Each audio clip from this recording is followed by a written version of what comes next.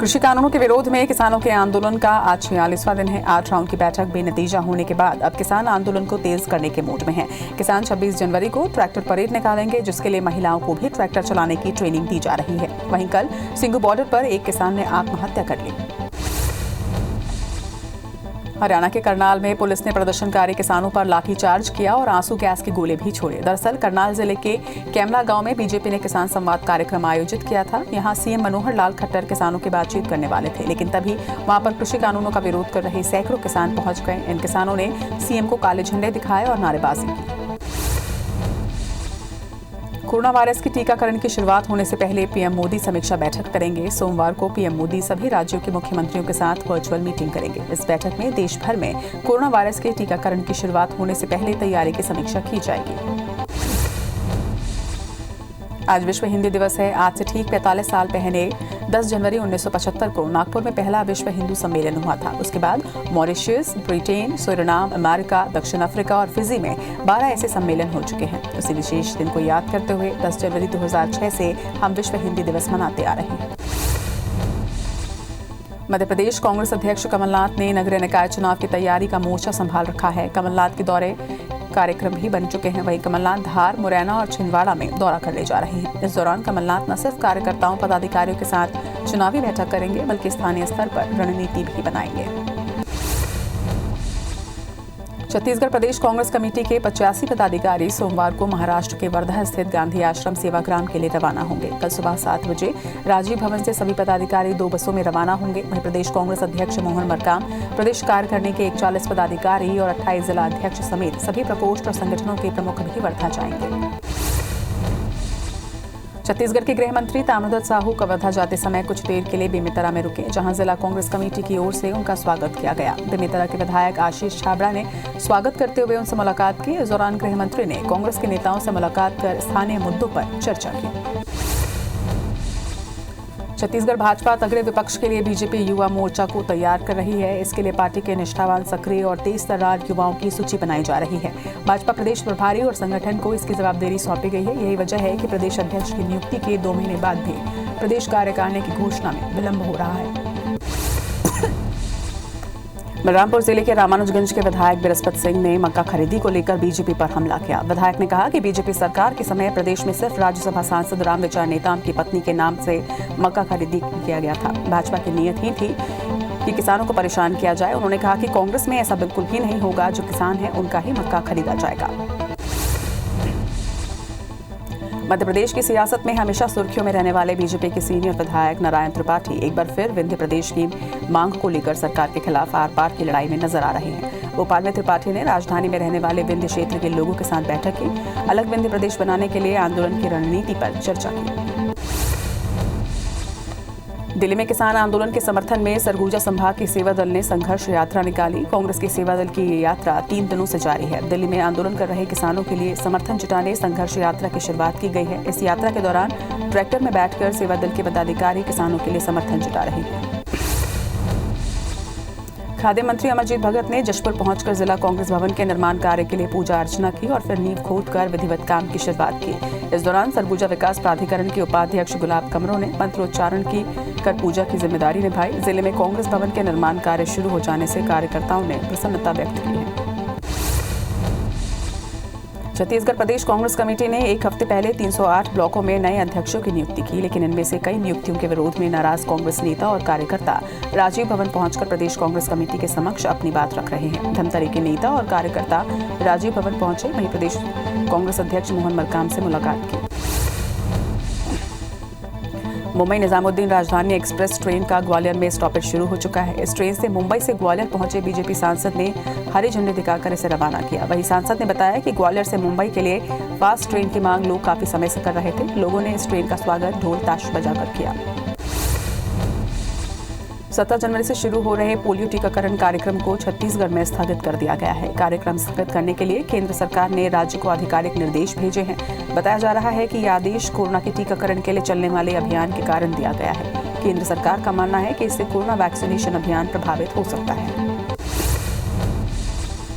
Corona vaccination के लिए छत्तीसगढ़ सरकार ने नई योजना बनाई है। इसके मुताबिक अब कोरोना का वैक्सीनेशन स्कूलों के बजाय स्वास्थ्य केंद्रों में लगेगा। प्रदेश के प्राथमिक, सामुदायिक, शहरी स्वास्थ्य केंद्र के अलावा जिला चिकित्सालय में इसकी तैयारी शुरू कर दी गई है। वहीं संभाग स्तर पर मेडिकल कॉलेजों को भी इसकी जिम्मेदारी सौंपी गई है।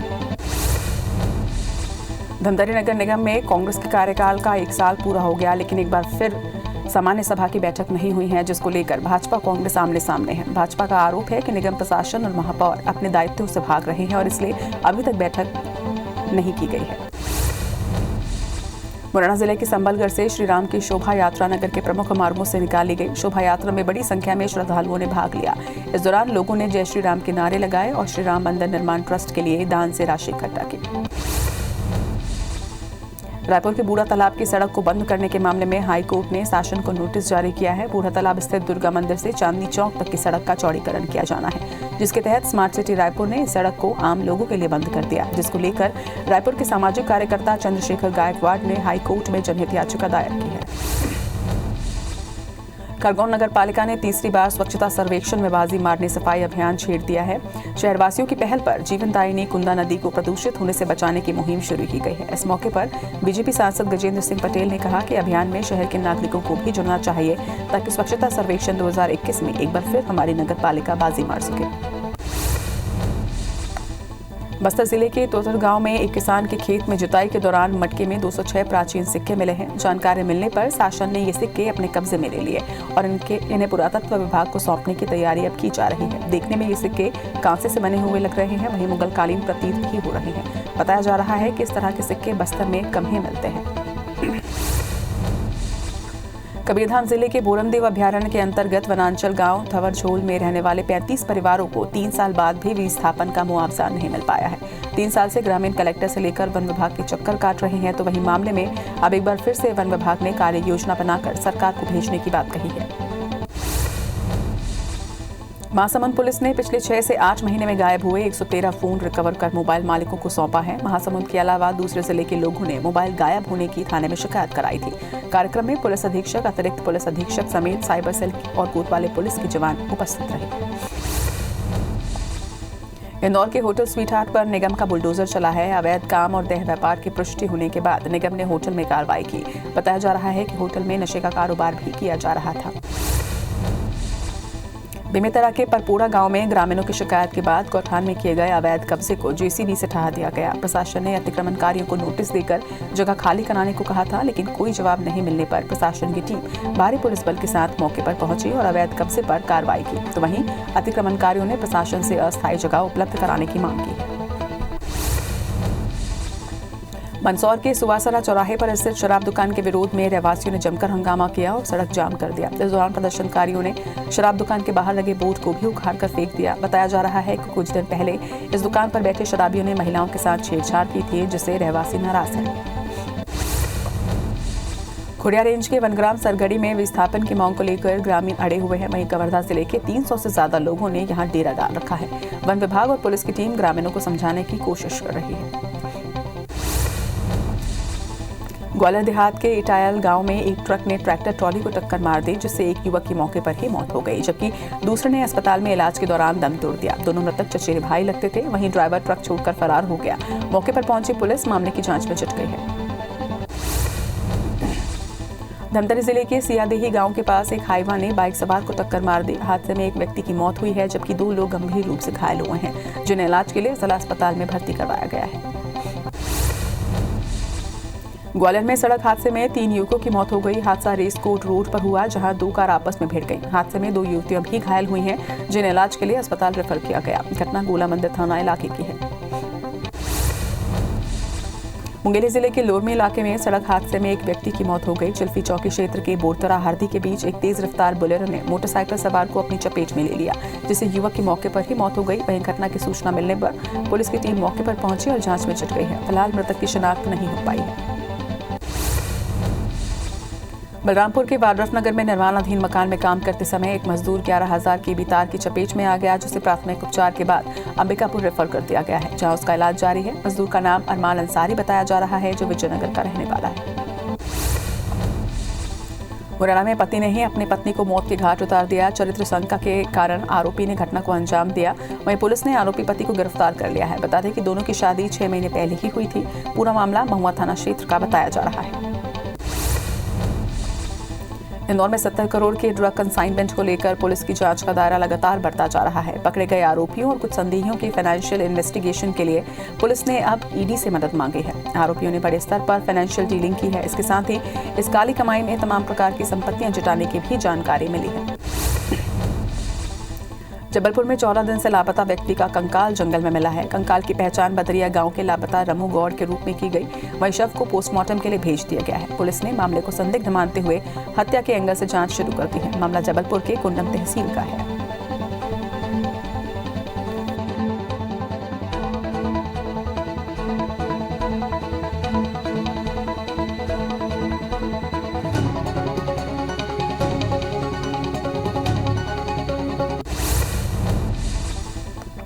जगदलपुर में पुलिस ने बाइक चोरी करने वाले 2 लोगों को गिरफ्तार कर जेल भेज दिया है। इसके साथ ही आरोपियों के कब्जे से 6 चोरी की बाइक भी बरामद की गई, जिसकी कीमत 4 लाख रुपए बताई जा रही है। दरअसल पुलिस को लगातार बाइक चोरी की शिकायत मिल रही थी, जिसके बाद मुखबिर तंत्र सक्रिय कर पुलिस ने यह कार्रवाई की। कटनी के चांडक चौक में मिशन चौक के बीच एक चोर दिन दहाड़े मालवाहक में रखी एलईडी टीवी को बड़ी ही आसानी से पार कर गया। इसका वीडियो सोशल मीडिया पर जमकर वायरल हो रहा है। वीडियो में आप देख सकते हैं कि चेहरे पर कपड़ा लपेटे हुए एक चोर मालवाहक के पीछे पीछे चल रहा है और मालवाहक के पीछे चल रहे एक कार ड्राइवर को जब शक हुआ तो उसने चोरी का ये वीडियो बना लिया। उज्जैन पुलिस ने गांजे की एक बड़ी खेप बरामद की है। इसे पुलिस और साइबर सेल की संयुक्त टीम ने पकड़ा है। बरामद किए गए गांजे की कीमत 50 लाख से अधिक की है। इस मामले में 4 तस्कर युवकों को गिरफ्तार किया गया है, जो कार से 71 किलो गांजे की डिलीवरी देने जा रहे थे। राजवाड़ा क्षेत्र के सराफा थाना क्षेत्र स्थित एक चांदी की दुकान में 2 चोरों ने हाथ साफ करने की कोशिश की। चोरी की वारदात को अंजाम देकर बाहर निकलने के दौरान लोगों की नजर चोरों पर पड़ी। इसके बाद चोरों को पकड़कर सराफा थाना पुलिस को सुपुर्द कर दिया गया। पकड़े गए आरोपियों में से एक आरोपी दुकान का पुराना नौकर बताया जा रहा है। भिंड में ऑनलाइन गेम के जरिए ठगी का मामला सामने आया है। भिंड शहर के पंजाब नेशनल बैंक के पास रहने वाले किराना व्यापारी सतीश जैन इसके शिकार हुए। दरअसल एक बालक अपनी मां के मोबाइल पर फ्री फायर नाम का गेम खेल रहा था। इस दौरान गेम में एक लिंक आई, जिस पर वर्चुअल करेंसी खरीदने के लिए जब उसने क्लिक किया तो उसकी मां के खाते से करीब 10,000 रुपए कट गए। खरगोन और पंजाब पुलिस ने संयुक्त कार्रवाई करते हुए खरगोन जिले के जामनिया पानी गांव में दबिश देकर अवैध हथियारों की तस्करी करने वाले 2 लोगों को गिरफ्तार किया है। आरोपियों से 12 अवैध पिस्टल और 15 मैगजीन जब्त की गई। आरोपियों ने अवैध हथियार की तस्करी कर पंजाब के अमृतसर में गैंगस्टर को सप्लाई किया करते थे। छिंदवाड़ा में पुलिस ने अंतर्राज्यीय एटीएम चोर गिरोह के आरोपी को धर दबोचा है। आरोपी से 64,000 नगद और एटीएम से छेड़छाड़ करने वाले औजार को भी जब्त किया गया। बता दें कि लगातार एटीएम से पैसे चोरी होने की शिकायत मिलने के बाद पुलिस ने यह कार्रवाई की। छिंदवाड़ा जिले में एक युवक ने अपने जन्मदिन पर हवा में फायरिंग करना उसे महंगा पड़ गया। दरअसल वायरल वीडियो 1 जनवरी का है, जिसको उसके दोस्त ने सोशल मीडिया में पोस्ट कर दिया था, जिस पर पुलिस ने संज्ञान लेते हुए आरोपी युवक और उसके साथियों को गिरफ्तार किया है। गुना जिले के इंडस्ट्रियल एरिया कुसामोदा में प्रशासन ने छापामार कार्रवाई की। इस दौरान प्रशासन ने ट्रक में लोड 20 क्विंटल अमानक पॉलिथीन जब्त की है। वहीं पॉलिथीन मांगने वाले व्यक्ति का पता नहीं चल पाया है। कटनी जिले तेलियनपार, आधार काप और घटखेरवा गांव में आबकारी उड़न दस्ता ने छापामार कार्रवाई की। तीनों जगह में आबकारी अधिकारियों ने 11 लीटर हाथ भट्टी शराब और करीब 50 क्विंटल महुआ लाहन जब्त किया है। बाद में सभी अवैध शराब को नष्ट किया गया। पकड़े गए शराब की कीमत 2.5 लाख रुपए बताई जा रही है। बाढ़ के गिंधाली स्थित एक पोल्ट्री फार्म में 210 मुर्गियों की मौत से दहशत का माहौल है। पशु चिकित्सा विभाग की टीम ने जायजा लेकर 10 मृत मुर्गियों के सैंपल जांच के लिए भेजे हैं। हालांकि इलाके में कौवों की मौत की रिपोर्ट आने के बाद ही बर्ड फ्लू की वास्तविकता का पता चल सकेगा। एमपी के श्योपुर की बड़ौद तहसील के बोरदा देव गांव में अचानक 3 कौवों की मौत से ग्रामीणों में हड़कंप मचा हुआ है। सूचना मिलते ही कलेक्टर ने तत्काल पशु चिकित्सा डायरेक्टर को टीम गठित कर मृत कौवों के सैंपल लेने के आदेश दिए हैं। वहीं कंट्रोल रूम से सूचना मिलते ही सैंपल को भोपाल लैब में टेस्ट के लिए भेजा गया है। शाजापुर में आज घना कोहरा छाया रहा। वहीं जिले में हल्की बूंदाबांदी से मौसम और सर्द हो गया है। कोहरे के चलते वाहनों की रफ्तार थमी रही और लोग हेडलाइट जलाकर वाहन से निकल रहे थे। जिले में थोड़ी बारिश के चलते जनजीवन भी प्रभावित दिखा। सूरजपुर में हाथियों का आतंक जारी है। आज जिले के केवरा गांव में हाथी ने एक युवक को कुचल दिया, जिससे युवक की मौके पर ही मौत हो गई। युवक का शव क्षत विक्षत अवस्था में मिला। बता दें कि युवक परिवार के साथ गांव लौट रहा था और तभी हाथियों ने हमला कर दिया। पश्चिम बंगाल की मुख्यमंत्री ममता बनर्जी ने कोरोना टीकाकरण को लेकर बड़ा ऐलान किया है। ममता बनर्जी ने कहा कि राज्य सरकार राज्य के सभी जरूरतमंद लोगों को कोरोना का वैक्सीन फ्री लगवाएगी। ममता बनर्जी ने कहा कि राज्य सरकार इसके लिए व्यवस्था कर रही है। पश्चिम बंगाल में विधानसभा चुनाव से पहले ममता सरकार का ये बड़ा ऐलान माना जा रहा है। देश में कोरोना संक्रमितों की संख्या 1,04,51,000 को पार कर गई है। वहीं देश में अब तक 1,75,000 से ज्यादा मरीज ठीक हुए हैं। कोरोना से अब तक 1,51,048 मरीजों की मौत हो चुकी है। तो वहीं देश में एक्टिव केस घटकर 2,20,000 पर पहुंचे हैं। हालांकि पिछले 24 घंटे में 18,820 नए मरीज सामने आए हैं। संक्रमण के मामले में भारत अब 13वें नंबर पर आ गया है। मध्य प्रदेश में कोरोना के 541 नए केस से संक्रमितों का आंकड़ा यहां 2,43,000 को पार कर गया है। प्रदेश में 10 मौत से कुल आंकड़ा 3,701 पर पहुंचा। वहीं 826 मरीज के स्वस्थ होने के साथ ही स्वस्थ होने वालों का आंकड़ा 2,36,000 को पार कर गया है। अभी 8,029 एक्टिव मरीजों का इलाज प्रदेश में जारी है। इंदौर में कोरोना का आंकड़ा 56,394 पार कर गया है। छत्तीसगढ़ में 24 घंटे में कोरोना के 1,014 नए मरीज से आंकड़ा यहां 2,88,000 को पार कर गया। तो वहीं एक्टिव मरीजों की संख्या 9,274 पर पहुंच गई है। 15 मरीजों की मौत के साथ ही आंकड़ा 3,484 पर पहुंचा है। वहीं 710 मरीज के डिस्चार्ज होने के बाद आंकड़ा 2,75,000 को पार कर गया। रायपुर में 180, दुर्ग में 118 और राजनांदगांव में 80 नए संक्रमित मिले हैं। दुनिया भर में कोरोना संक्रमितों की संख्या 9,77,000 को पार कर गई है। तो वहीं कुल मौत का आंकड़ा 19,34,000 के पार पहुंच चुका है। अब तक दुनिया में 6,44,000 से ज्यादा मरीज ठीक हुए हैं। तो वहीं दुनिया में 2,36,00,000 से ज्यादा एक्टिव मरीजों का इलाज जारी है। विश्व में अमेरिका कोरोना संक्रमण में अब भी पहले नंबर पर ही बना हुआ है।